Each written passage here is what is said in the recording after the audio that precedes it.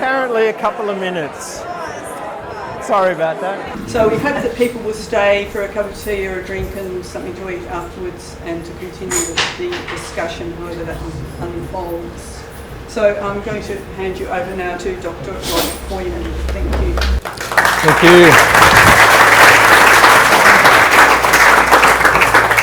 Many thanks, Barbara, and it is a spectacular turnout, but perhaps not unexpected. As we live in a World Heritage Rainforest area, we're part of the Gondwana matrix of forests from southeast Queensland through to central New South Wales, and embedded in those forests are 40 million years of evolutionary history of Australia, separate from Antarctica, and prior to that, an extra many tens of millions of years of Gondwanan connection to the Antarctic flora. Ironically, on a continent that's lost 99% of that rainforest area, we still hold the world's greatest concentration of Gondwanan diversity, Gondwanan lineages. And it's partly that I want to talk about tonight, and partly what I know you all want to hear about more and that we all need to share as a community, which is a deeper understanding of the implications and impacts of these fires. And for some of you, that's been very personal. And collectively, we need to grow a little in understanding about what happened and how we respond to these changing times and events that are coming on us. So to that end, there's an opening slide just to give you a little bit of the extent, the context of how the fires began towards the western part of the nightcap and rapidly spread in what you would loosely call unusual conditions. And I think we'd be comfortable saying unprecedented conditions.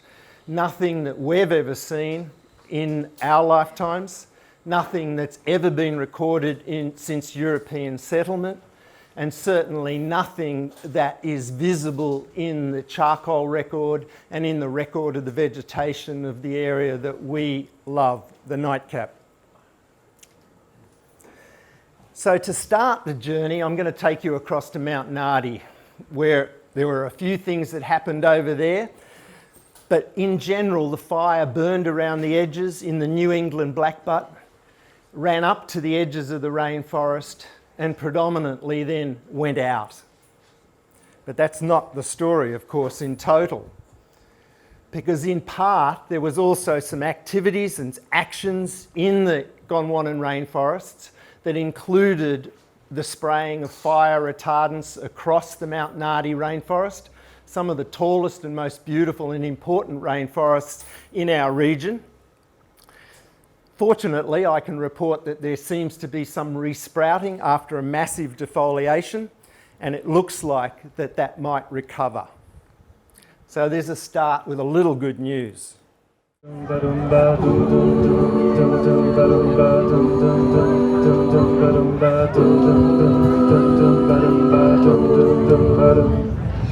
love keeps lifting me higher than I've ever been lifted before. So keep it up, quench my desire, and I'll be at your side forevermore.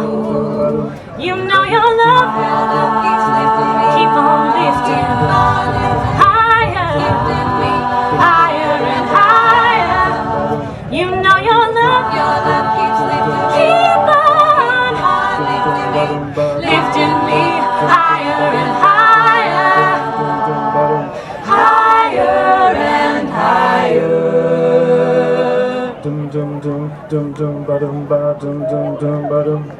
Now once I was downhearted, disappointment was my closest friend.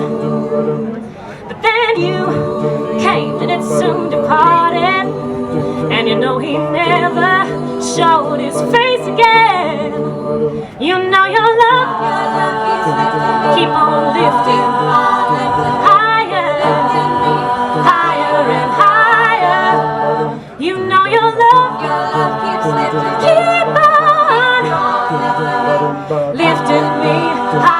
and higher, higher and higher.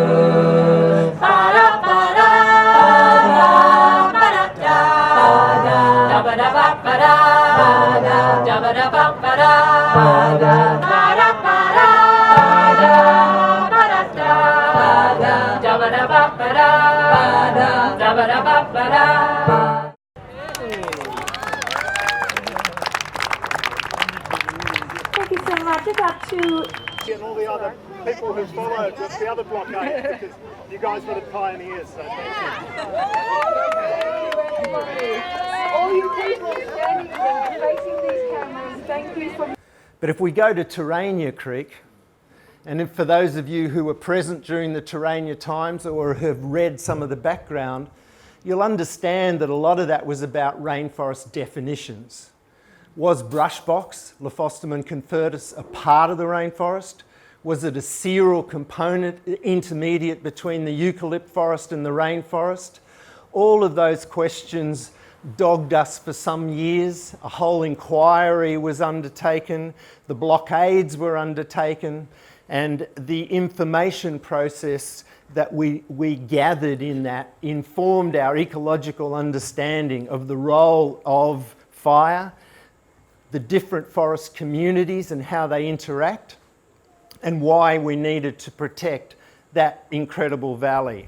Sadly, this is one of those brush box that many of you here fought for and is a victim of the latest fire events. Fire in Terania extended into the palm forests and into the eucalypt rainforest transitions. And here we're looking at a flooded gum in the background, transition into rainforest and palm forest. And the reality is that yes, it did burn into the rainforest. And in many cases, of course, one of the things to remember about the rainforest are these are trees that are not fire adapted. These are species with thin bark, a low tolerance for that sort of disturbance. And the ongoing tragedy of this event, of course, is that these trees will continue to die for some months ahead. So the actual impact of these fires is continuing and will continue for some time, particularly for the rainforest trees.